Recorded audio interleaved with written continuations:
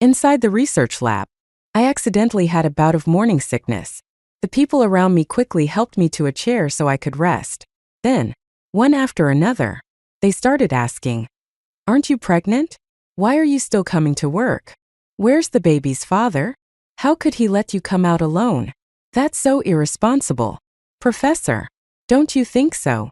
The professor locked eyes with me and spoke slowly, emphasizing each word. "The baby's father just found out too.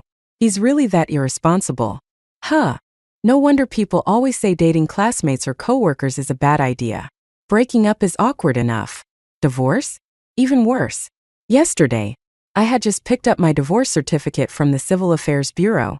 I had imagined the moment to be like a dramatic movie scene. Heavy rain pouring down. My soon-to-be ex-husband and I locking eyes. Me throwing out a cold "we'll never see each other again" before turning away, leaving him with a regretful silhouette to remember forever. But reality? Yesterday was a bright, sunny day. Not just any day. Qixi Festival. Chinese Valentine's Day. The Civil Affairs Bureau was packed with couples registering for marriage, all holding hands, their faces glowing with happiness. When they heard we were there for a divorce, the staff gave us the weirdest looks. All I could do was smile awkwardly. But what could I do? Our 1-month cooling-off period had landed exactly on this date. And besides, who says you can't get divorced on Qixi? The cowherd and weaver girl still have to part ways after tonight, don't they? Finally, I got the divorce certificate. There was no dramatic rainstorm, but I still struck a victorious pose, lightly tapping the document against James Carter's hand. "Goodbye, ex-husband. Never seeing you again." Nope. He shut me down without hesitation.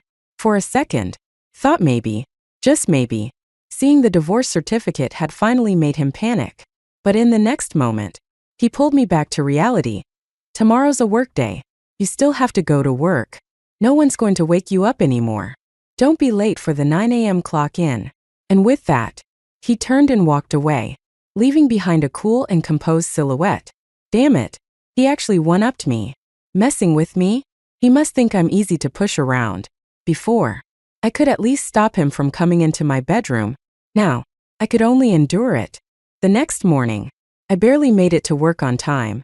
Right as I clocked in, I ran into James downstairs. He only gave me a brief glance before turning and heading upstairs. All right, fine. He was even more indifferent than me. Honestly, though, our situation wasn't as awkward as it could have been. Because, in reality, no one even knew we had been married. Looking back on our relationship, it had always been me chasing after him. He just passively accepted it. Back in senior year of high school, I fell for him at first sight when he transferred in. Somehow, he managed to make our school's outdated blue and white uniform look amazing. That alone set him apart. To be with him, I studied until 3 a.m. every night just to get into the same university. Then, I kept chasing him through college. He had rejected me before, but he did it so gently. "Sorry, my family is poor. I don't deserve you." Oh, come on. That wasn't a rejection. It was an invitation. Instead of discouraging me, it just made me more determined. "That's not true. You're the best person in the world." If he had just once said something harsher, like, "Who do you think you are?" I might have given up. But no, he was too good-looking, too smart. He was already guaranteed university admission before finishing high school. Once in college, he kept winning competitions, scholarships. He made success look effortless. As someone who valued both brains and looks, I was completely trapped. So, I kept chasing. From high school to grad school. From graduation to the research institute. 10 years. 10 whole years of my youth spent chasing after James Carter. And now, I was exhausted. I had almost been late today. The bus only stopped outside the research institute, leaving me with another 800 meters to sprint. By the time I made it into the elevator, I was doubled over, panting, clutching my stomach. The reflective surface of the elevator wall caught my eye. Behind me, James was staring. Actually, it wasn't just him. Everyone in the elevator was staring at me. Maybe because I was the only one gasping like a dying dog. "Are you okay?" Emily, the new girl, a junior colleague, patted my shoulder to help me catch my breath. The moment she touched me, my stomach flipped. I couldn't stop myself from crouching down, dry heaving. Right then, the elevator doors opened. A group of balding senior researchers, all holding stacks of academic papers, were just about to step in, only to see me kneeling on the floor, gagging. One of them turned pale and yelped, "Quick, quick, quick, help her up." It wasn't even New Year's yet, and I already wanted to flip him off. Was this really the time for sarcasm? I was dry heaving so badly that I could barely catch my breath, my vision growing blurry. Just then, someone reached out from behind and grabbed my wrist. "Stand up first. Don't let your stomach cramp up too much." James Carter steadied me and pressed his thumb on a pressure point on my wrist. Almost instantly, the nausea eased significantly. "Liam, go get some water. Zoe, grab a piece of bread from my locker." His voice was steady, giving orders like it was second nature. The two interns immediately ran off to fetch the items. I often had stomach issues. Every time it acted up, even before I could say anything, James would step in and start massaging the right pressure points. His grandfather had been a traditional Chinese medicine doctor, and over the years, he had learned quite a bit. Once, my mom had seen this and laughed. "Wow, Emily, you two are really in sync. Looks like even a hiccup from you, and James already knows what's wrong." I took a deep breath, sitting on a nearby bench. He stood beside me, still holding my wrist. "Did you eat breakfast?" he asked. "Yeah, I made it myself." The second the words left my mouth, we both fell silent. We both knew exactly what that meant. Back on our first wedding anniversary, I had insisted on cooking for him. I made a fried egg, burnt to a crisp on the outside but still runny inside. For the first time, James had been at a complete loss for words. After a long pause, he had finally forced out, "This egg is interesting. Quite the research subject. The outside is carcinogenic, and the inside is full of salmonella." Since then, he had been the one cooking throughout our entire marriage. After the divorce, I had thought I could finally go back to being myself. But as it turned out, even something as simple as breakfast had become a challenge. "Emily, have some water." The interns returned, one holding a glass of water, the other a piece of bread. I took a sip, but before I could swallow, another wave of nausea hit me, and I ended up spitting the water all over James's shirt. The interns panicked and rushed to grab tissues. He was still holding my wrist when I instinctively pulled my hand back and waved dismissively in the air. "I don't think pressing the pressure points is working anymore. Emily, this doesn't seem like a stomach issue. Could you be pregnant?" I froze on the spot, staring at the intern who had just spoken. She looked back at me, her voice hesitant. "My sister-in-law was just like this when she first got pregnant." Within less than a morning, rumors about me being pregnant spread like wildfire. By lunchtime, several co-workers had gathered around me, checking in with concerned expressions. "Are you really pregnant? If you're pregnant, why are you still coming to work? Where's the father? How could he let you come alone?" I had a good relationship with my colleagues, so their concern felt genuine. James, along with a few of his students, stood nearby as people bombarded me with questions. One of the younger women muttered under her breath, "Seriously, what an irresponsible man." Then she turned to James and asked, "Professor, don't you think so?" I turned around just in time to see James standing outside the window, watching me. His gaze was steady as he spoke, enunciating each word carefully. "The baby's father just found out too. He's really that irresponsible." Huh. No one quite understood what he meant, and he didn't bother explaining. Instead, he simply told me to step outside. As I followed him into the hallway, I kept my head down. For some reason, I felt guilty. Maybe because, thinking back, in those last few times, I had been the one insisting on trying new things, and in the end, neither of us really remembered whether we had been careful or not. "Are you really?" He had just started to speak when our HR manager suddenly rushed over. "Emily, you're pregnant? Wait, don't tell me. Is that why you resigned?" As soon as those words landed, James's eyes widened. For the first time, his usually composed expression cracked. "You resigned?" After finishing my meeting with HR and completing my resignation paperwork, it was already time to clock out. As I left the research institute, I spotted James standing alone beneath a tree in the distance. He quickly walked toward me. "Do you have time? We need to talk." "Talk about what?" "Two things," he said calmly. "First, we need to confirm whether you're actually pregnant. Second, we need to discuss why you're quitting your job." His tone was clear and businesslike, as if this was just another research project to be analyzed. There wasn't a hint of emotion in his voice. Work was already frustrating enough, and hearing this from him only made it worse. "Did you forget that we're already divorced? My decisions have nothing to do with you." The words ex-husband made James Carter's expression darken slightly. For the first time, I felt like I had finally won a battle. I had submitted my resignation to my supervisor long ago, and the reason behind it was almost laughable. It all started one evening after working late. On my way home, I passed by a bakery and saw a stack of discounted bread that was about to be thrown out. Caught my attention. The day after I had asked James for a divorce, he had buried himself in work at the lab, as if nothing had happened. I bought all the remaining bread and sat alone on the curb, tearing into it, bite after bite. I realized the bread was starting to taste sour. Only then did I notice. My tears had soaked into it. It was an overwhelming, indescribable exhaustion.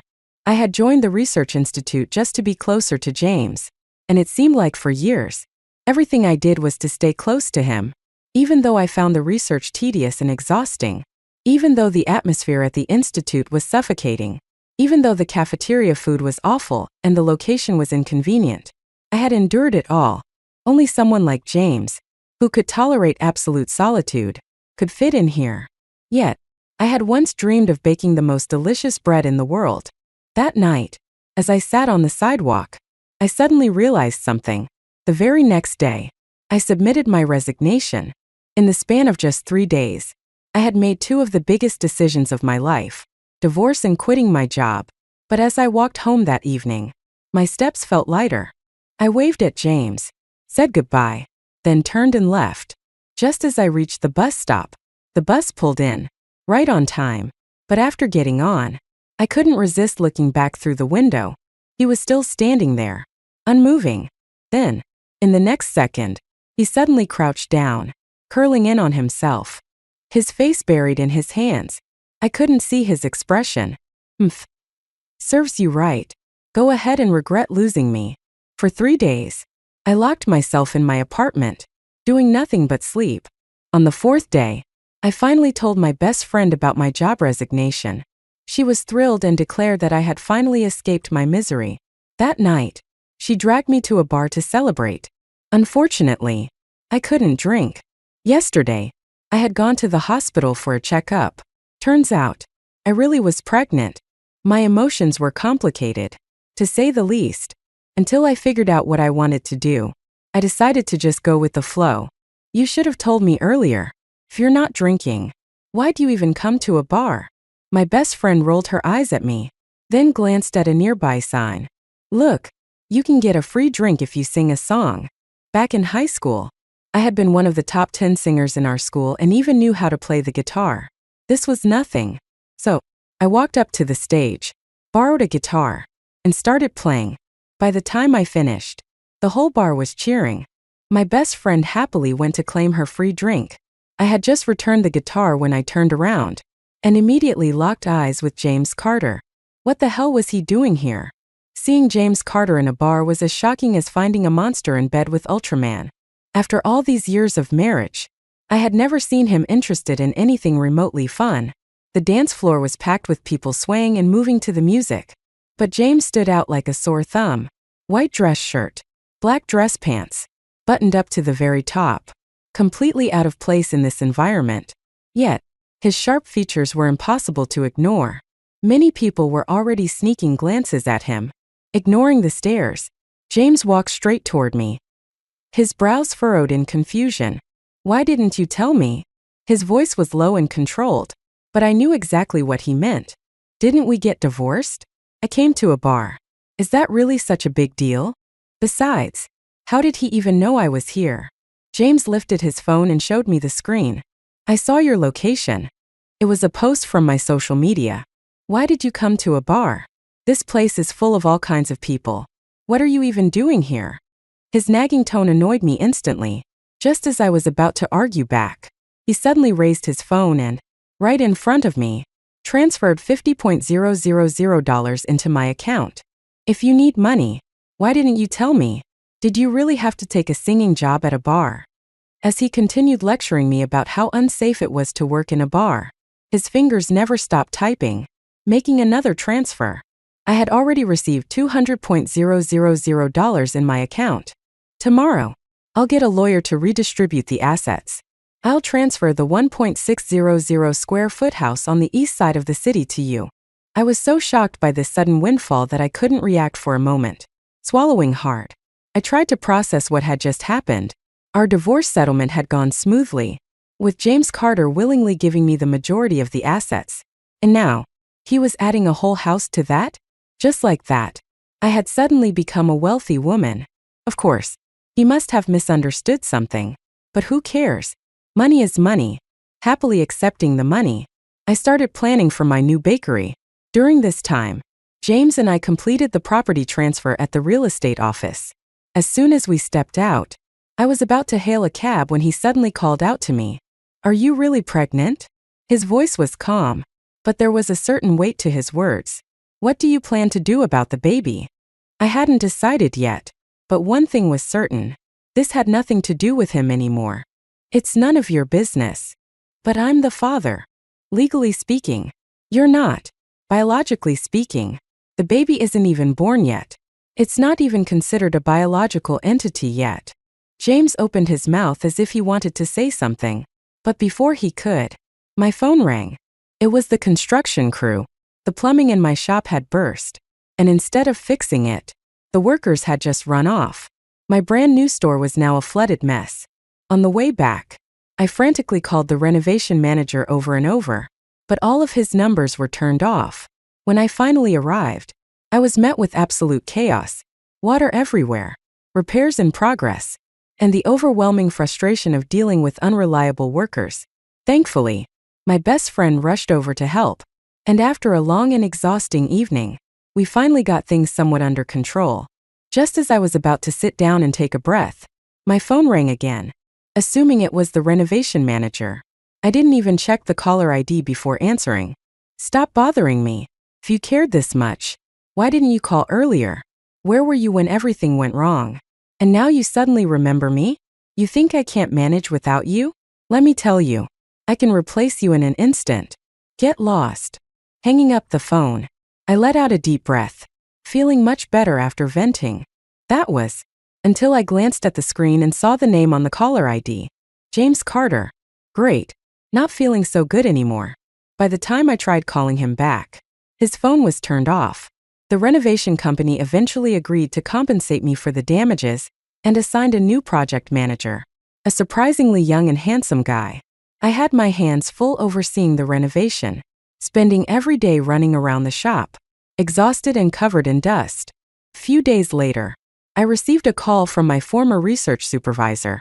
"Emily, do you know where James is? He didn't come to work today, and he's been acting off lately. Did something happen?" Of the few people who knew about our past marriage, my supervisor was one of them, but as far as he knew, we were still together. When I stayed silent, he seemed to realize something. "Did you too?" He paused before finishing the question. "We're divorced." There was a long silence on the other end of the line before he muttered, "I see. Sorry about that." Then, he hung up. I sat there, watching the workers install tiles, but my mind was elsewhere. Where had James gone? He was someone who never slacked off. In all the years he had worked, he had never been late, let alone absent. If James Carter could be described in one word, it would be machine-like. Back in high school, despite already securing early admission to a top university, he still studied harder than anyone else. He was always the first to arrive in the classroom in the morning and the last to leave at night. Even in college, he never slowed down, either attending classes or competing in academic competitions. He was always too busy. So busy that we never had time for romantic walks in the park. So busy that we never just sat down to watch a movie together. Once, I had finally convinced him to take a break and go for a walk along the river with me. The night breeze was perfect, the atmosphere just right. And for the first time, we sat shoulder to shoulder on a bench, alone, with no distractions. It was the perfect moment. I had wanted to kiss him for so long, but just as I was about to make a move, he fell asleep. I nudged his shoulder, but he didn't stir. Instead, he instinctively pulled me closer, burying his head in the crook of my neck. I heard him mumble something incoherently. Just, let me lean on you for a little while. I'm sorry.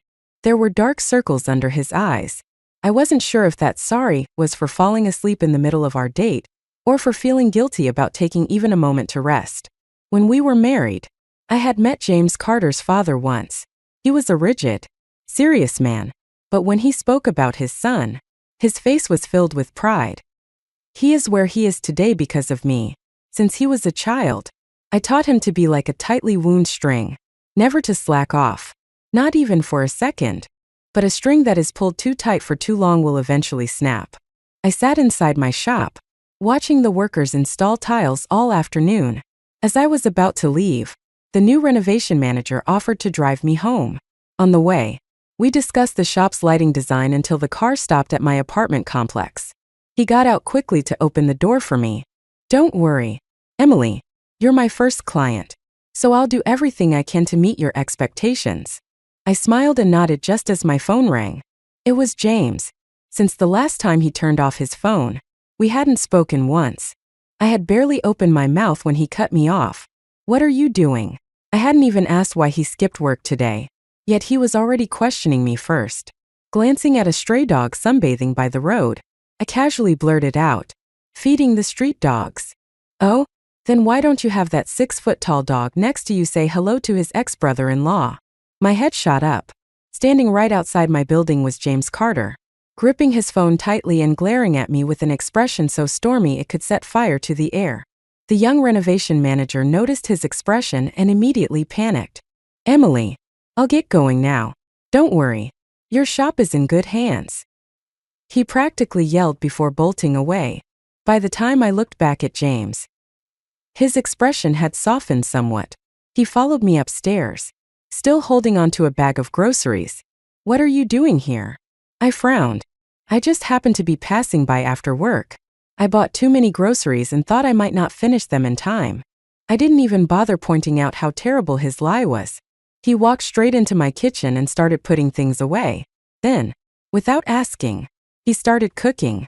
I had never been good in the kitchen. The only thing I could make was bread and pastries. Lately, I had either been ordering takeout or eating at my best friend's place. Now that I had a free personal chef, why would I say no? James moved quickly, and before long, 3 dishes and a soup were placed on the table. I casually asked if he wanted to stay for dinner, expecting him to decline. Instead, he had already set out 2 bowls and chopsticks like it was the most natural thing in the world. Dinner was silent, save for the sound of chewing. In the past, I would have filled the silence with endless chatter. James was never great at conversation. If I didn't talk, he wouldn't speak a word. But if I did, he would always respond, though I was never sure if he actually wanted to talk, or if he was just being polite. Just like how I could never figure out whether he had ever truly liked me, or if he just accepted me because I had chased him for too long. The quiet was unbearable. I pulled out my phone to watch a movie while eating. Before I could hit play, James suddenly spoke. You're really opening your own shop? I nodded. He fell silent again for a long while before finally saying, That's good. I had thought he was going to say something profound, but in the end, he sounded like a socially awkward AI. Frustrated, I ate faster, aggressively picking up food. In my rush, I accidentally grabbed some chili peppers and threw them into my bowl. Noticing this, James immediately spoke up. You're pregnant. You should eat less spicy food. I froze for a moment, then shot him a glare. That's none of your business. He put down his chopsticks, his expression serious as he looked me straight in the eye. Regardless of whether you decide to keep this child, I will take responsibility. There it was again. That same line he had said before we got married. James Carter and I had one too many drinks that night. One thing led to another, and we ended up in bed together. When I woke up the next morning, he was no longer beside me. Instead, he stood alone on the balcony, and from the looks of it, He had been there for a while. He had plucked all the spines from my cactus and stuck them into my succulents. Seeing me wake up, the first thing he said was, "I'll take responsibility for last night. Let's get married." I had already tied him down once before. I wasn't about to do it a second time. "I don't need you to take responsibility," I said calmly. "I'm doing just fine on my own. I don't want to interfere with your life anymore. And I don't want to hold you back." I got up and walked to the balcony to water my plants. James looked up at me, his gaze filled with emotions I couldn't decipher. Maybe I never truly understood him. Or I would have realized long ago that his dream had always been to work abroad. I had been the one holding him back all these years. He silently went to the kitchen and started cleaning. After scrubbing the stove until it gleamed, he finally ran out of excuses to stay. When I told him to take the trash out on his way out, he picked up the bag and stood at the door. Just as I was about to say goodbye, he suddenly gripped the door frame. "I have one last thing to say." "What?" His fingers tightened around the doorknob, his knuckles turning white. Just as my patience was about to run out, he finally spoke. "You never held me back." A month after my shop's renovations began, my mom finally found out about my resignation and divorce.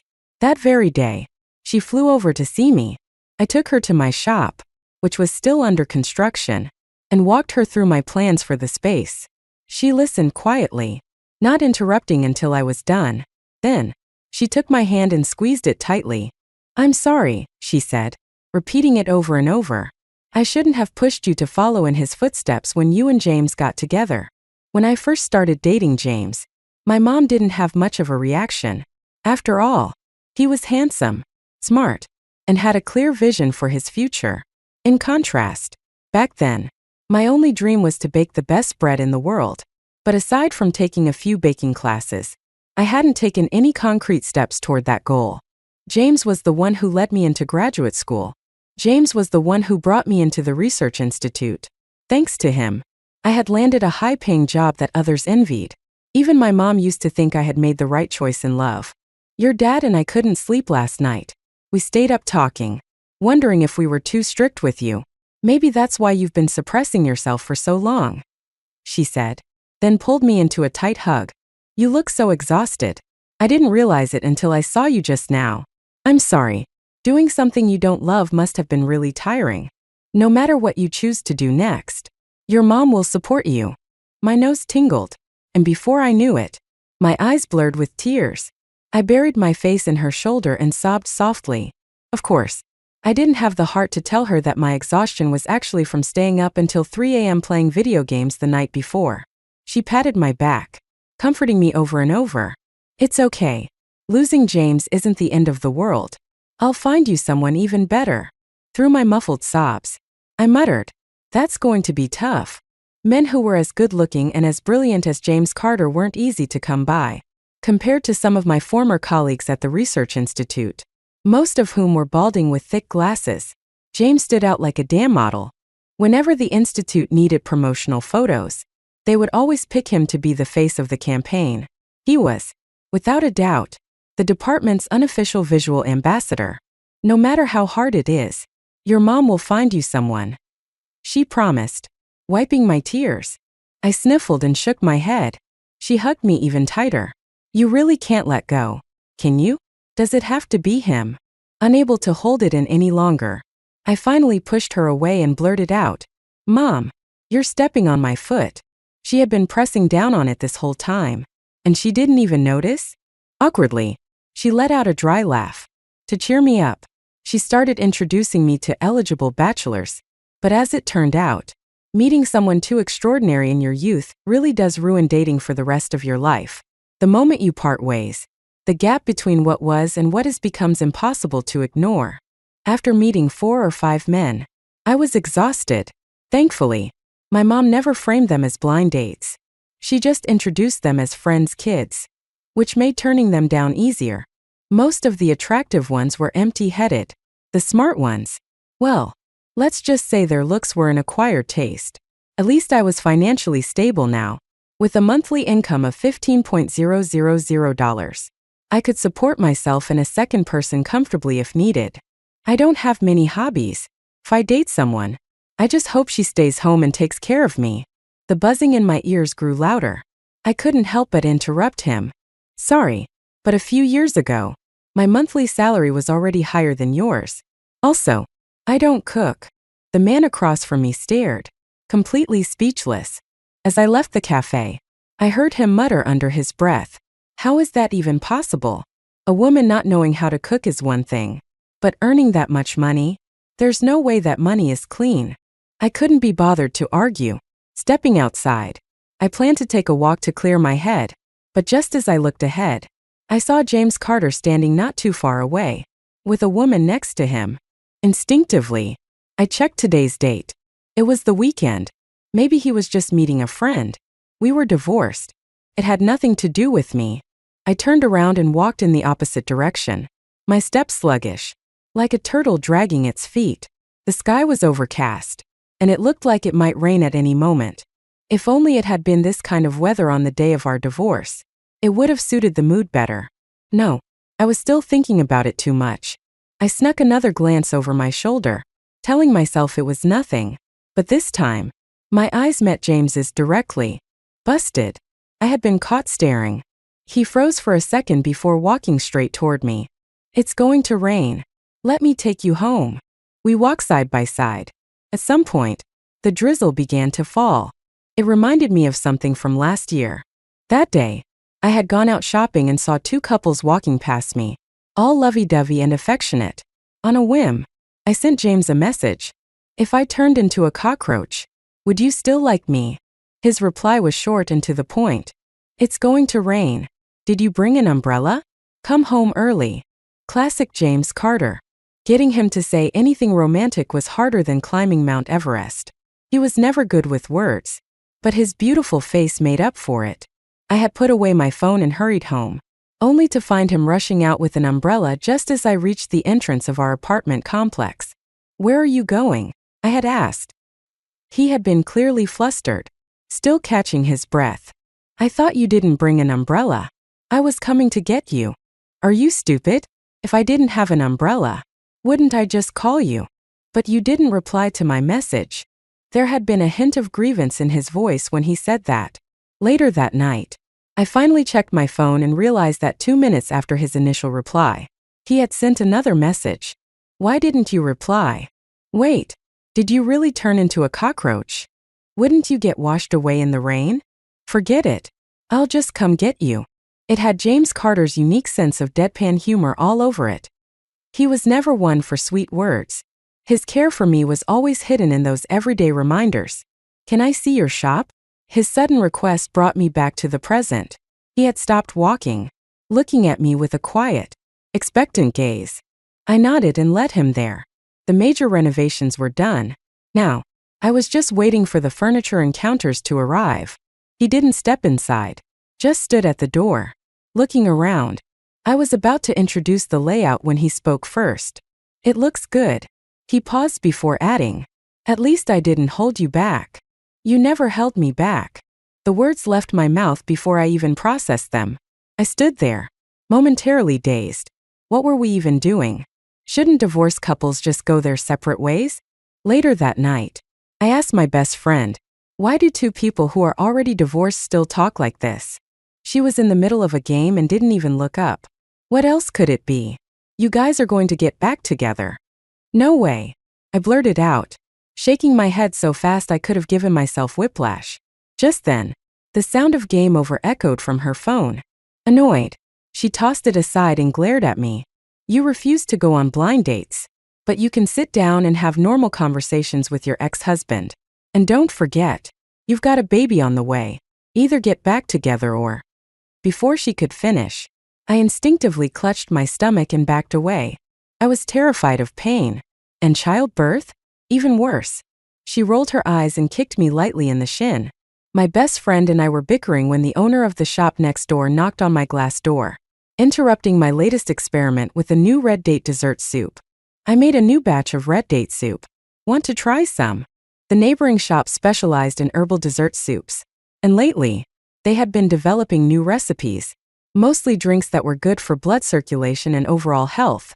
The owner never stayed long, just dropping off his samples before heading back. Aren't you guys competitors? Why is he being so nice to you? My best friend warned me, eyeing him suspiciously. I rolled my eyes. Ever heard the saying a close neighbor is better than a distant relative? We're just being neighborly. You're way too trusting. Watch out. Or one day, someone will wreck your shop. My best friend had a bit of a doomsayer's gift.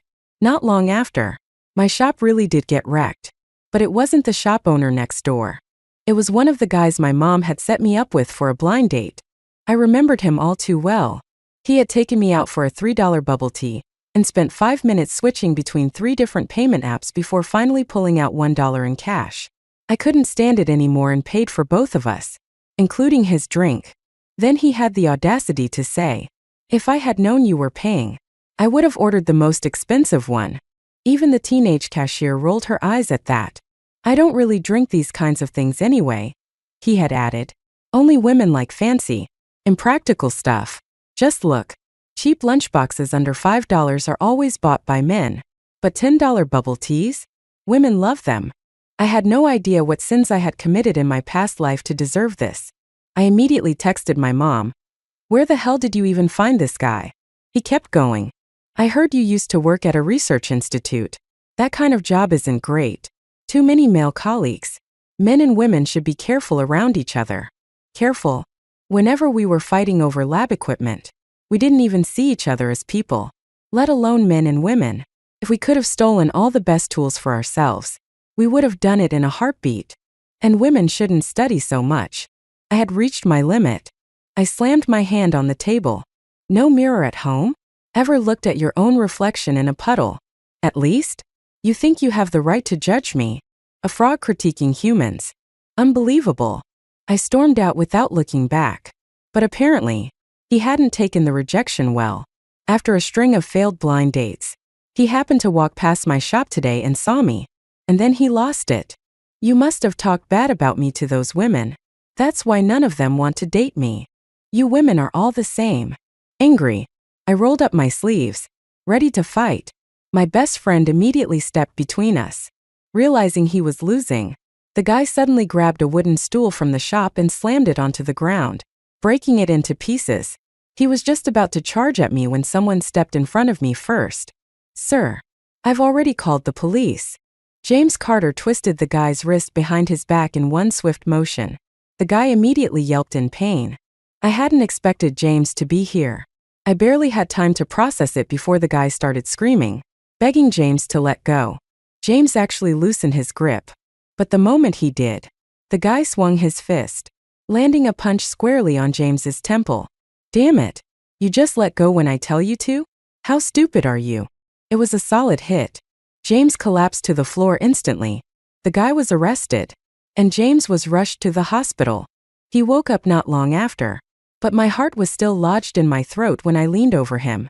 "Do you remember who I am?" He stared at me in confusion. My stomach dropped. No way. Had he forgotten me? Had all my years of effort been for nothing? He studied me for a long moment before finally speaking.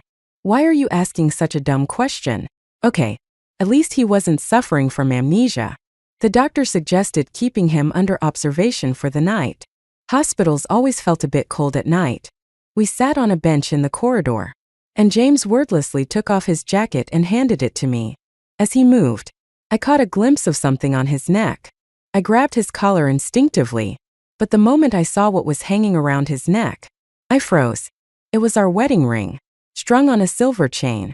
"Why didn't you sell it?"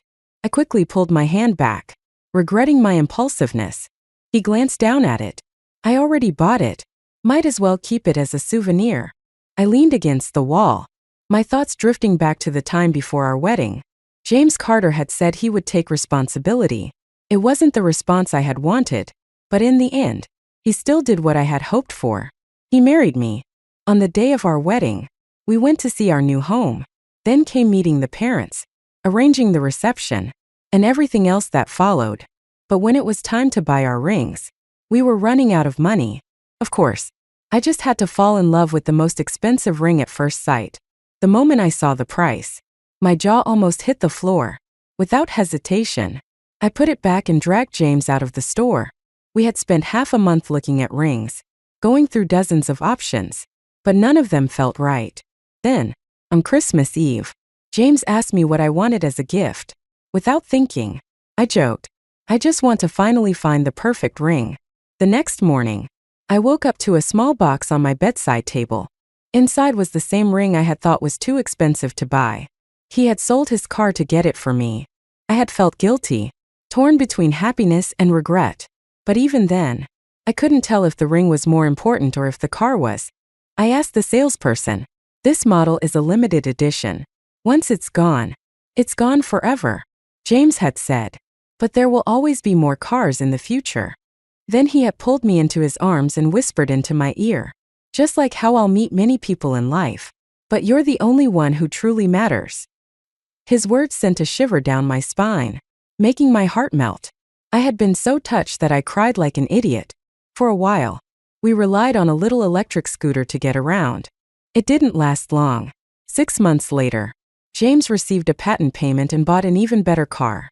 But I had still preferred riding on that little scooter, because every time the wind brushed past us, I would remember what he had said, that I was the most important person in his life. On the day of our divorce, I had returned that ring to him, and now, it was back in front of me again. Without realizing it, we had leaned against each other. The hospital lobby was nearly empty. It was just the two of us. "James, do you think I held you back?" When I found out that his dream had always been to work abroad, my first thought was that I had been the one keeping him from it. His father had certainly blamed me. "If it weren't for you, my son would have been a world-class scientist by now. He would be rich, successful. It's all your fault." I had been to James's childhood home before, a rundown house where he and his father had lived alone. The largest and best room in the house had been his, filled with all the hopes and dreams his father had for him. He had worked so hard to get out of that place, to carve out a better future for himself. But in the end, he had stayed because of me. Was I? No. James cut me off without hesitation, under the oversized coat draped over me. He tightened his grip around my hand. "Emily, I never once thought you held me back. If anything, I think I was the one who held you back." His voice was low, firm. "When you told me your dream was to bake the best bread in the world, I knew I had ruined you. I shouldn't have made you follow in my footsteps. I wanted you to get your master's, to join the research institute, because I was selfish. I just wanted to be close to you. But in doing that, I hurt you. I knew you weren't happy at work. Yet I still wanted you to stay. You should have been free. But instead, I was the one who trapped you." Before I had asked for a divorce, James had suddenly become incredibly busy. So busy that he barely had time to talk to me. I had been drowning in work, suffocating, losing sleep. And then, one night, his father called me. I had always known his father didn't like me, but I had never cared. After all, even my own mother and I fought all the time. So every time his father spoke to me in that condescending, passive-aggressive way, I had always snapped back. He had learned to stop picking fights with me. But that night, when he called, James had been in the middle of waiting for an important set of experiment results. He hadn't come home yet. The moment I answered the call, a furious voice erupted from the other end. "It's all your fault. You ruined my son's future. You stopped him from going abroad. I hate you." His words were jumbled, but I could piece together the emotions behind them. I wasn't a trash can. I had no obligation to accept his emotional outbursts. I hung up. But after that, I couldn't sleep no matter how hard I tried. Later, I asked James Carter if he had ever truly wanted to go abroad. He nodded. For a long time, yeah, I really wanted to. So I had held him back. If love was only going to fade and turn into resentment in the future, wouldn't it be better to part ways now and leave each other with dignity? "You don't blame me for stopping you from going abroad?" I asked. He glanced at me and said flatly, "If I had truly wanted to leave, do you think you could have stopped me? It was always my own choice." Then, he rolled up the sleeve of his left arm, revealing an ugly, jagged scar.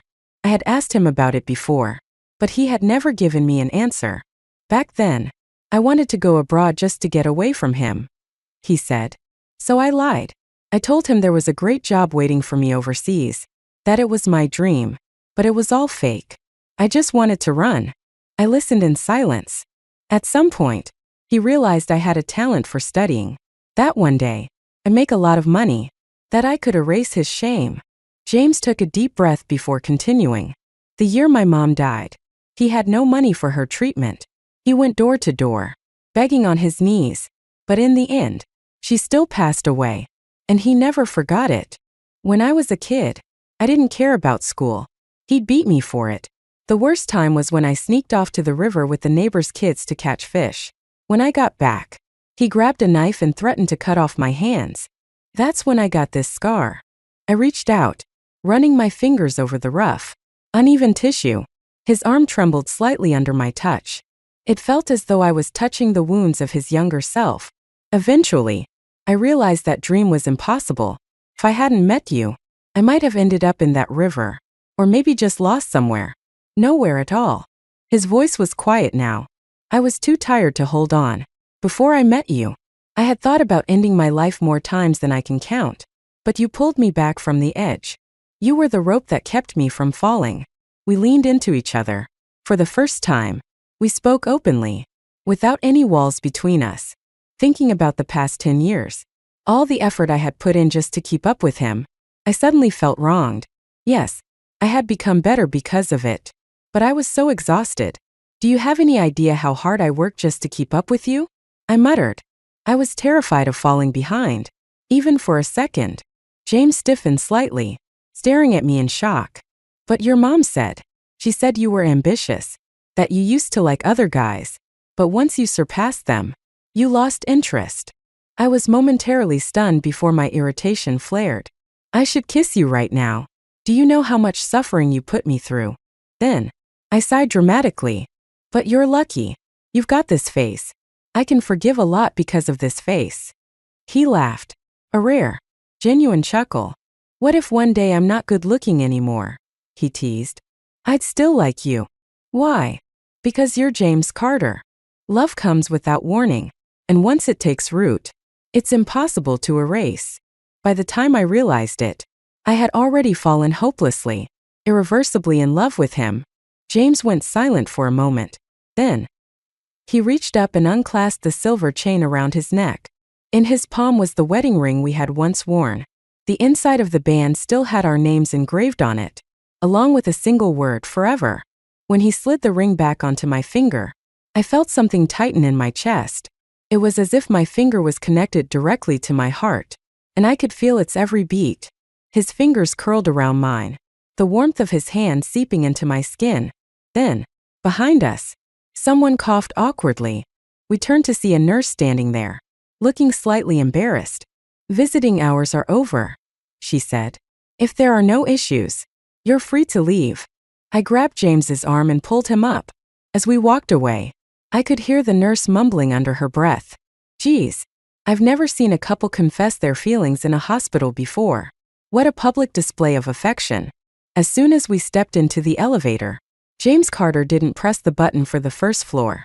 There's something I never told you, he said quietly. My father was hospitalized a while ago. Do you want to see him? I was taken aback. The man who had once scolded me so fiercely, how had he suddenly fallen ill? The elevator descended to the 18th floor before James leaned against my shoulder and spoke again. His voice barely above a whisper. He wasn't doing well even before we got divorced. Cancer. He doesn't have much time left. So that was why James had been so busy back then. I know your relationship with him wasn't good, so I avoided bringing him up in front of you. Through the small window in the hospital door, I caught a glimpse of James's father lying in bed. He was already asleep. For James, this man was both love and burden. He had given his son everything. His expectations, his ambition, his entire world. But he had also caged him, suffocating him under the weight of endless pressure. 3 months later, James's father passed away. His condition had deteriorated too quickly. There was nothing anyone could do. At the same time, my bakery had just opened for business. The neighboring shop owner came by with a gift. Bird's Nest dessert soup. Only then did I learn that James had prepaid for a long-term subscription with him, making sure I would get nourishing drinks delivered every day. I was still processing that when James called. He's gone. The funeral was simple. Just as his father had requested. He had never been a social man. And he didn't have many friends. The only thing he left behind was $20,000, tucked away in a bank account. The password was James's birthday. From start to finish, James Carter never shed a single tear. But I could see the sorrow he was holding back, the quiet grief pressing down on him. He had lost both of his parents. As we walked away from the cemetery, he suddenly pulled me into a tight embrace. For the first time, I heard him cry. Soft, restrained, but real. I only have you now. His fingers brushed against my growing belly. Then, through his tears, he let out a quiet laugh. No, it's not just us anymore. It's all of us. The bakery became my daily routine, filling my life with the scent of fresh bread and the warmth of kneading dough. Every morning, I woke up early to test new recipes, my hands coated in flour, my apron smudged with sugar. It was a simple, fulfilling life, the one I had always dreamed of. James Carter never left. First, he showed up occasionally, making excuses like, I was just passing by, or I needed coffee. But over time, his visits became a daily occurrence. He'd sit in his usual spot by the window, working on his laptop, occasionally glancing up to watch me. One evening, as I was locking up, I turned to him and asked, Aren't you going home? He looked at me and, without hesitation, said, I am home. I didn't respond. I couldn't, because deep down, I had always known he was never going to leave again. As my belly grew, James took on more responsibilities, fussing over me in a way that made my best friend tease me relentlessly. He's practically your personal assistant now, she joked. I'm just making sure she doesn't overwork herself. James responded matter-of-factly, adjusting the pillow behind my back. One night, after a long day, I sat on the couch with my feet propped up. James knelt in front of me, gently massaging my swollen ankles. You don't have to do this, I muttered. I want to. You spoil me too much. Then let me keep spoiling you. His fingers traced slow, careful circles against my skin. Emily, he murmured, his voice soft. Let's get married again. I stiffened. Why? Because I never stopped loving you. My throat tightened. James, I don't want you to marry me just because of the baby. He smiled. I'm not. I'm marrying you because I can't imagine a life without you. I looked at him, at the man who had once been my husband, my greatest challenge, my deepest love, and I realized something. I had never stopped loving him either. We didn't have a grand wedding this time. No extravagant banquet. No expensive rings. Just a simple ceremony at City Hall, with my best friend as the witness and a tiny gold band on my finger. Afterward, James held my hand as we walked through the city, the late autumn air crisp and cool. Any regrets? He asked. I squeezed his fingers.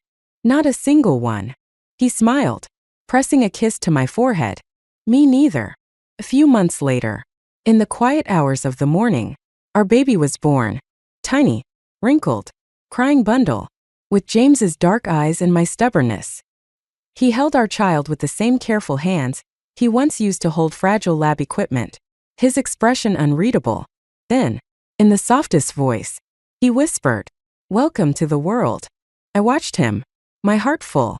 We had taken the long road back to each other, filled with missteps and regrets. But in the end, we had found our way home.